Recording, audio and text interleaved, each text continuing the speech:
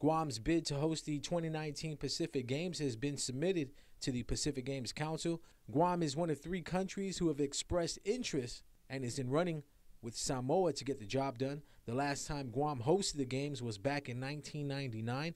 Governor Calvo supports the opportunity to host the games in 2019, but the decision now rests with the legislature to approve the budget on the Pacific Games. We leave here reasonably hopeful that a solution can be found, because I think the people of Guam, through their sports federations here and through the government people that we've met, I think understand the value that the games would bring and would like to see them come back here. It's been a long time, since 1999.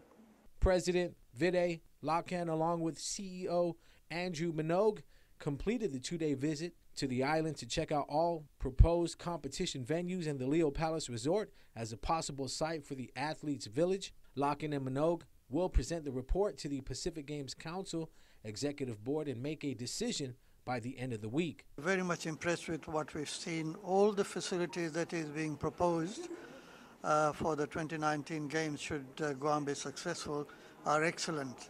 There's 1 or 2, maybe a little bit of more seating, accommodation and all that for spectators, but otherwise all the venues are excellent.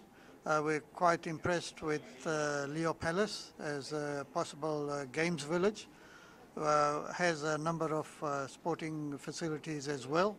Defending IFL football champions, the Father Duenas Friars opened up their 2017 season against the JFK Islanders. Straight out the gates, FD's Xavier Napati fields the kickoff here, takes it right up the middle, follows his blocks, and to the house he goes for the touchdown. Friars go up real quick, 7-0, after Giancarlo Abril kicked through the PAT. Abril perfect on the day, kicking for the maroon and gold.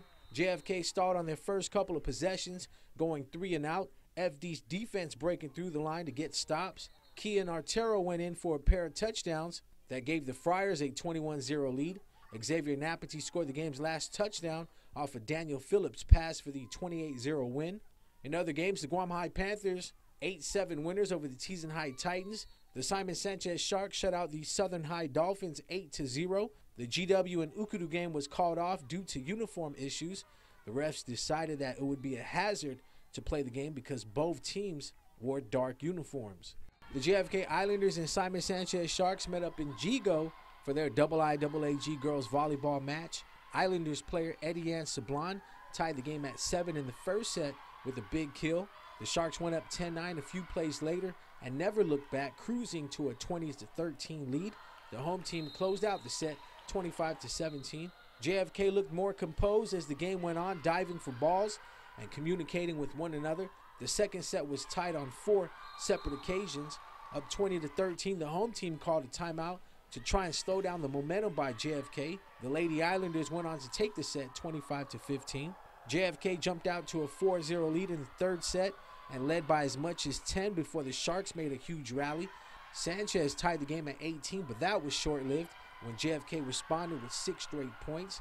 The Islanders took the set and the win 25-20.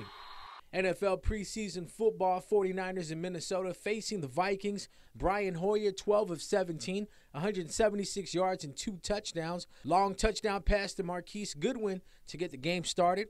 Carlos Hyde on the receiving end of the second Hoyer touchdown pass. Hyde 3 receptions for 45 yards, 7 carries for 19 yards on the ground. Vikings get the win 32-31. Case Keenum 10 of 14 for 139 yards and 2 scores. Sam Bradford got the start with 134 yards passing for the Vikings in the W.